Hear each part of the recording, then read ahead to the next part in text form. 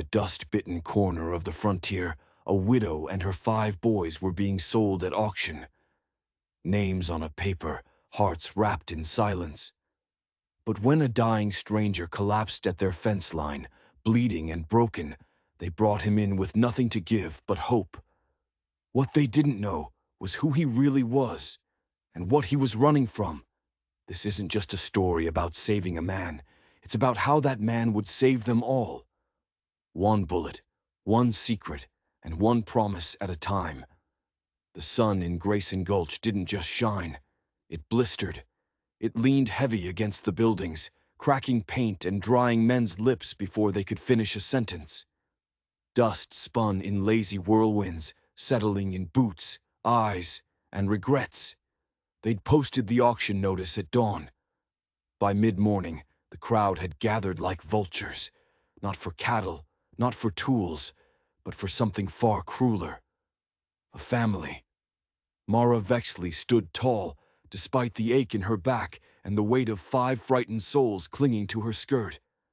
Her eyes held no tears, just fury. The boys were quiet. Boaz, the eldest at 16, tried to look unbothered. Ephraim and Thorne stood shoulder to shoulder, eyes narrowed.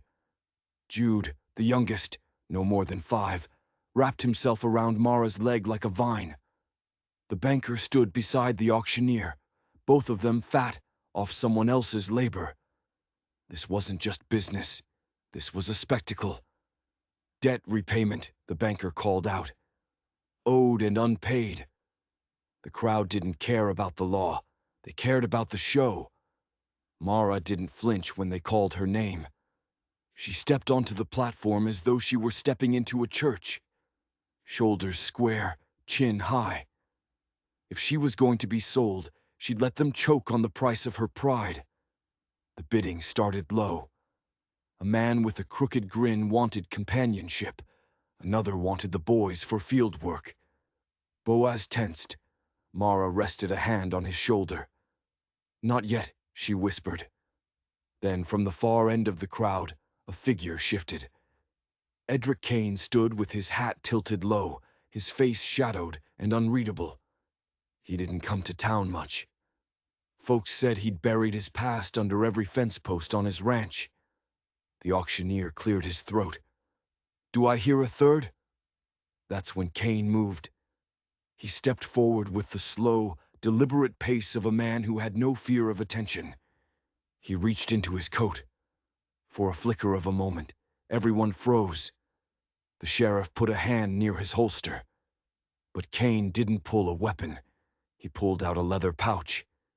It hit the bidding table with a heavy thud. He didn't say a word. The banker peeked inside and blinked twice. "That'll cover it." "Sold to Mr. Kane," the auctioneer's voice cracked. The crowd murmured. Crazy, damn fool. No one had ever bid so quickly, so quietly. Mara gathered her boys. When she reached the bottom of the platform, she looked Kane in the eye. It was a look that said, "I don't need saving, but I'm smart enough to walk away from drowning." Kane gave a single nod and turned. They followed him into a new life they didn't understand, bought by a man who was a complete mystery. But the real mystery wasn't who Kane was. It was what he knew about them. The ride to the ranch was long and silent. The boys sat in the back of the wagon. Callan whispered, "Is he going to make us work?" Boaz whispered back, "Everyone works, but will he hit us?" Mara hushed them. "No one lays a hand on you unless I'm dead." She wasn't sure if it was a promise she could keep, but she meant it. The ranch appeared like a memory rising from the dust. It wasn't big, but it was well kept. A 2-story house, a barn, and a few fenced pastures. No servants, no help, just land and silence. Kane helped little Jude down from the wagon gently, like someone who remembered how. He nodded toward the house. Beds upstairs. The rooms were clean but cold. The fireplace hadn't seen a flame in weeks. Kane lit the fire himself, with a care that seemed out of place for a man so hard. That night, the Vexley family slept in a stranger's house, wrapped in wool blankets that smelled of cedar. And Edric Kane sat outside in a rocking chair, a rifle across his lap, watching the darkness. He didn't know what he'd done. He only knew he couldn't watch another family get taken by the world. Not again. The first morning on the ranch, Mara was up before the sun. She stepped outside and saw Edric Kane already by the well, drawing water. He filled 2 buckets, placed one at her feet without a word, and carried the other to the barn. That silence would become their language. The boys adjusted. Boaz, trying to be the man of the family, helped patch fences. The younger ones did chores, expecting orders that never came. Kane would just nod toward a task, and they would do it. Little Jude, however, became Kane's shadow. He'd sit just a few feet away while Kane whittled by the fire. Neither of them spoke. They didn't need to. That night, Mara stood in the kitchen doorway. "You always this quiet?" Kane looked at her, a long, unblinking pause. "Mostly. I don't like guessing," she said. "You plan on putting my boys to work. You can say it plain." He shook his head. "Not yet." "And me?" He sipped his coffee. "You'll know when." He stood and walked outside into the dark. Mara stared after him. She'd spent years learning what silence really meant. Sometimes it meant someone didn't care. Sometimes it meant they were planning something. And sometimes it meant they'd been hurt so badly that words couldn't form anymore. She didn't know which kind of silence Kane carried, but she was about to find out. On the 6th day, a rider came. Sheriff Rule Maddox. He sat on his horse, watching Boaz and Callan lead a mule across the yard. Kane met him at the hitching post. Mara couldn't hear their conversation, but she could read a face. Maddox was giving a warning. Later, she found Kane in the barn. What did the sheriff want? Kane was tightening a saddle horn. "Said Judd Varing's looking." Mara's stomach turned to ice. Judd Varing, the land baron who had taken her husband's land, her husband's life, and nearly taken her son's. "He'll come here?" she asked, her voice a whisper. Kane didn't answer. She stepped closer. "You knew. When you bid on us, you knew he was a threat." He looked at her then, his eyes dark and honest. "Yes." "Why?" He stared past her, toward the darkening ridge. "Because I've seen what men like him leave behind." She didn't ask more. But she understood something vital. This wasn't a sanctuary. It was a stand. And Edric Kane wasn't just a quiet rancher. He was a man waiting for a war. The sheriff's visit changed the air. It was no longer still. It was charged. Mara started baking bread again. The warmth from the oven, the familiar scent. It was her own small act of defiance. Kane never said a word, but she'd see him pause and inhale when he came inside. On the 7th morning, he rode out before dawn. Alone. No explanation. By sunset, she was preparing for the worst. Then she heard hooves. It was Sheriff Maddox, and he was leading another horse. A man was slouched in the saddle, roped and beaten. "Ma'am," Maddox said, tipping his hat. "Just delivering a message." He gestured to the prisoner. "This one was sent to scout your land. Took a wrong turn into Kane's fist." Boaz stepped forward. "Is he alive?" Maddox said. "Lucky. Kane could have left him in a ravine." Mara narrowed her eyes. "Why bring him here?" Maddox slid off his horse. "Kane told me to deliver 2 things, this man, and his words." "What words?" The sheriff adjusted his hat. He said, "Tell Varing I'm not scared of ghosts. I've buried worse." The words hung in the air. What did that mean? Buried worse?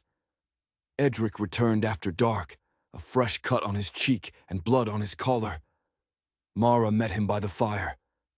"This won't stop Varing," she said. "No," he replied. "It won't." You planning to fight him alone?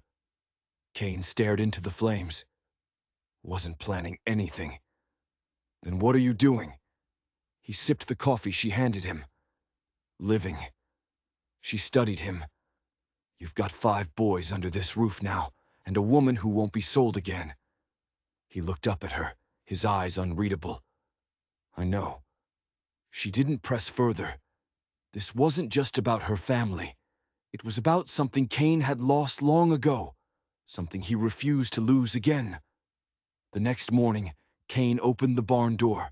He'd laid out gear, ropes, axes, even a small rifle.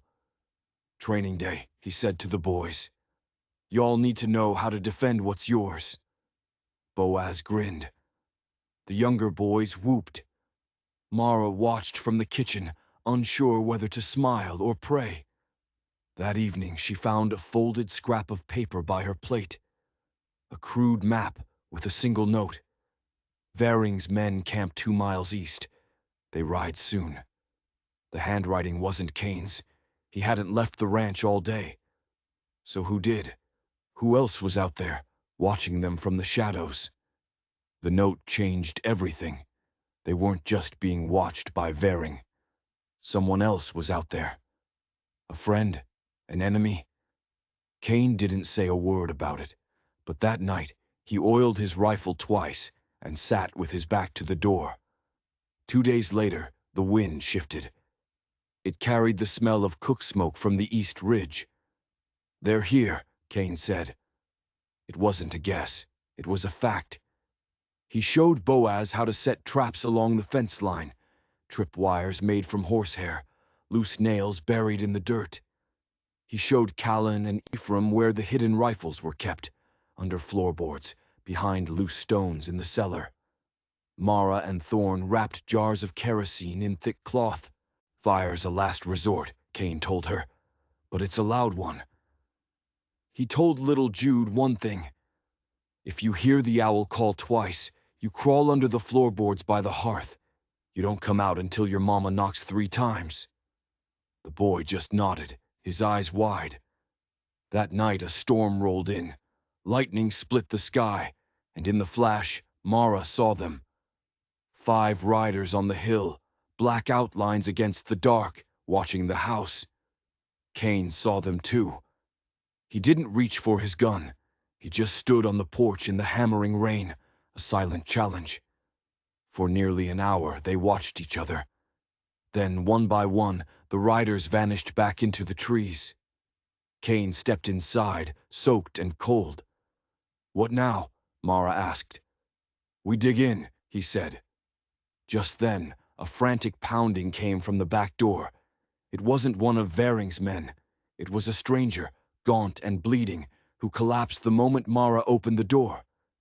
He was clutching a leather satchel to his chest. You're Kane? He gasped, his eyes wild with fever. Kane knelt beside him. I am. The man coughed, a spray of blood dotting Kane's shirt. He's coming, the stranger wheezed. Veering, he found it. The ledger. Kane went still. The air in the room turned to ice. What ledger? Your old one, the man gasped, his fingers fumbling with the satchel. From before, from Black Creek. The name hit Mara like a physical blow. Black Creek. That's where her husband had died. They said it was a cattle stampede. An accident. The stranger pushed the satchel into Kane's hands. Your name is in it. So is Varing. And Vexley. Her husband's name. The stranger's eyes rolled back. He didn't die in no stampede, he whispered, and then his body went limp. Mara stared at Kane, whose face was a mask of stone. The stranger was dead. The silence he left behind was filled with a terrible, new truth. Her husband hadn't died in an accident. He had been murdered, and the man who had just saved her family was somehow connected to it all. Black Creek, Mara whispered, the name tasting like ash. My husband. What does this mean? Kane didn't look at her. He was staring at the dead man on the floor, his face a mask of grief and fury she'd never seen before. "It means Judd Varing didn't just take your land," he said, his voice low and dangerous. "He took everything." He opened the satchel. Inside was a worn, leather-bound book, a ledger. He flipped through the pages, his fingers tracing lines of names and numbers. His own name was there. So was Varing's. And there, near the end, was the name Thomas Vexley, her husband. "We served together," Kane said, his voice rough. "Army scouts. Thomas was the best tracker I ever knew. After the war, we took a job. Private security for a mining payroll. Veering was the foreman." He paused, the memory twisting his face. "The payroll went missing. They blamed me. Thomas knew it was Varing. He started digging, collecting proof. He put it all in this ledger." He looked up at her, and for the first time, she saw the full weight of the ghosts he carried. Veering staged that stampede. It was no accident. He killed Thomas to get this book. But Thomas was smarter. He must have given it to this man, his cousin, to hide. The truth was a punch to the gut. Her husband murdered, his name slandered. And for years she had believed the lie. "Why didn't you tell me?" she demanded, her voice breaking. "Because Varing framed me for the theft," Kane said, his voice raw. "I was a wanted man. If anyone knew I was connected to you, he would have come for you and the boys years ago. So I disappeared, changed my name. I bought this land, this forgotten place. And I watched. I waited for a chance to make it right." "The auction," she breathed, understanding flooding in. "You weren't just buying a family. You were settling a debt." "I owed him," Kane said simply. "I let him down." Before they could say more, Boaz burst in from the back room. "They're coming! Riders! A dozen of them!" Kane was on his feet in an instant. He shoved the ledger into Mara's hands. "Hide this. No matter what happens, they can't get this." He looked at the boys who were huddled in the doorway, their faces pale. "You all know what to do." He grabbed his rifle. "They're not just coming for the land anymore. They're coming to bury the truth." He gave Mara one last look. It wasn't the look of a stranger. It was the look of a soldier, going to war for the only thing he had left to believe in. And as the first shots rang out, shattering the windows, Mara knew this wasn't just a fight for a ranch. It was a fight for a name, for justice, and for the memory of the man they had both lost. The first rider charged the porch. Boaz, positioned by the window, fired. The man screamed and fell from his horse. Colin dropped to one knee, reloaded his own rifle, his movements clumsy but determined. Ephraim kicked open the barn door, sending the spooked horses stampeding into the yard, scattering two more of Varing's men. Kane moved with a deadly precision, dropping another rider near the water trough. He wasn't fighting like a man defending property. He was fighting like a man reclaiming his soul. Judd Varing, enraged, shouted orders from the back of the pack. "Burn it! Burn it all down!" Mara didn't hesitate. She had practiced for this. She lit the jars of kerosene Thorne had helped her prepare and hurled them at the wagon Varing's men were using for cover. The explosion sent flames roaring into the sky. Panic spread through the attackers. Amid the chaos, Kane closed the distance with Varing. It came down to just the two of them. Old blood, new grudge. Varing drew his pistol. Kane dropped his rifle and lunged, tackling the bigger man to the ground. They rolled in the mud, a brutal tangle of fists and curses. Varing was younger, but Kane fought with the fury of a man with nothing left to lose. He drove a fist into Varing's ribs, and the man crumpled, gasping. Just then, the back door of the house flew open. It wasn't one of the boys. It was Sheriff Maddox, his pistol drawn. "It's over, Kane," Maddox yelled. But he wasn't pointing the gun at Kane. He was pointing it at Judd Varing. "What is this?" Varing spat, blood trickling from his lip. "You work for me." "Not anymore," Maddox said, his voice cold. He looked at Kane. "That stranger you found, he didn't just come here. He stopped in town first. He told me everything. Showed me a copy of a page from that ledger." The sheriff's eyes were filled with a shame that was years in the making. "I was a coward. I took Varing's money. I looked the other way when Thomas Vexley died. I let this town rot from the inside out." He shook his head. "No more." He kicked Varing's pistol away. "Judd Varing, you're under arrest for the murder of Thomas Vexley." Varing laughed, a broken, ugly sound. "You have no proof." "Oh, I think we do," Mara said, stepping onto the porch. In her hands she held the ledger. The fight was over. By dusk, Varing and his remaining men were in chains. The rain began to fall again, soft and slow, washing the blood from the dirt. Weeks passed. The wounds began to heal. Not just the cuts and bruises, but the deeper ones, carved by lies and fear. Hollow Ridge Ranch still bore the scars of battle, but they were no longer signs of weakness. They were proof of survival. Mara stood on the porch one morning, watching the sun rise. The house buzzed with life. The boys were laughing, doing their chores. Inside, Edric Kane sat at the table, a faint smile on his face. His arm was still bandaged, but his shoulders were lighter. Mara walked in and poured him a coffee. "The sheriff came by," she said. "Says Varing confessed to everything. He won't be seeing the sun again for a long, long time." Kane nodded. "Peace," he said, "is just quiet with a price." "Peace isn't something you find," Mara replied, her voice soft. "It's something you make, out of the broken pieces." She looked at him, and in that moment, everything that had happened settled like dust after a storm. They weren't just survivors anymore. They were a family. Later that evening, they gathered for supper under the stars. Jude sat next to Kane, chattering about a frog he'd caught. Boaz told a story that made his brothers howl with laughter. Mara watched them all, her heart full. When the meal was done and the boys had drifted off to chase fireflies, Kane stayed on the porch, staring up at the moon. Mara joined him. "So, this is it?" He shrugged. "For now." He looked at her, his eyes clear and steady. "You planning on staying?" She smiled. "Unless you plan on kicking me out." They sat in silence for a while, a comfortable, easy silence. Then Jude's voice called from the grass, high and clear.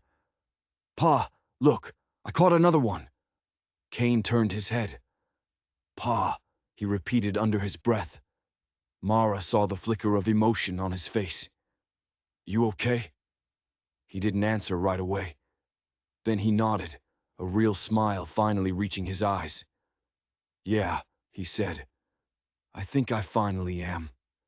Some stories don't end in gunfire. They end in breath, in bread shared under the stars, in a child's whisper of hope where there used to be silence. And that's the real legend of the West. Not who drew their gun first, but who stayed to rebuild when it mattered." If this story of redemption and family touched your heart, let us know in the comments. And don't forget to subscribe for more stories that prove that even in the darkest of times, hope can find a way.